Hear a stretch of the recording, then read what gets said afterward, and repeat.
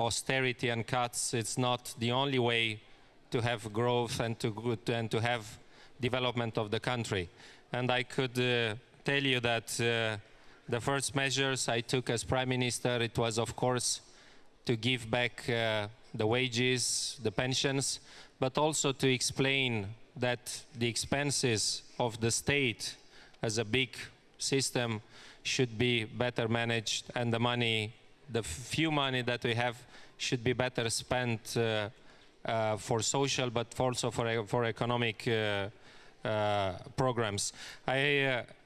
Last evening we had a very interesting discussion during the leaders' dinner, and the Austrian Chancellor, Mr. Faymann, said the problem is with us is that in the opposition people say you are right in what you say, but we don't believe you can really do it and you are able to keep your promises.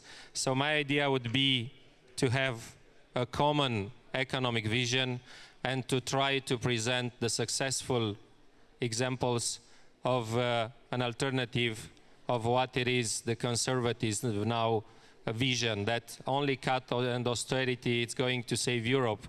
It has been proved that it's not saving Europe, it's not saving Greece, it's not saving Spain, it's rather make the situation worse. I try to prove my country's example that we can have a social democratic, a socialist program in government to have economic growth and to have the people satisfied with this, saying the truth and explaining that there is always an alternative to what Germany and many other conservative governments pretend to be the only way. If we are able to prove the people that there is another way and that this is a reasonable one and an acceptable one, I think that next year we will be here much more Prime Minister than right now. In the future, the near future, if it's possible, we have to change a little bit the democratic rules of adopting decision in the European Union.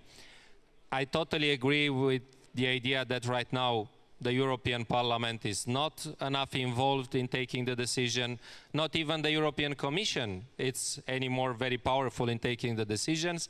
The decisions are taken mainly, especially in this economic and financial area, by the head of governments.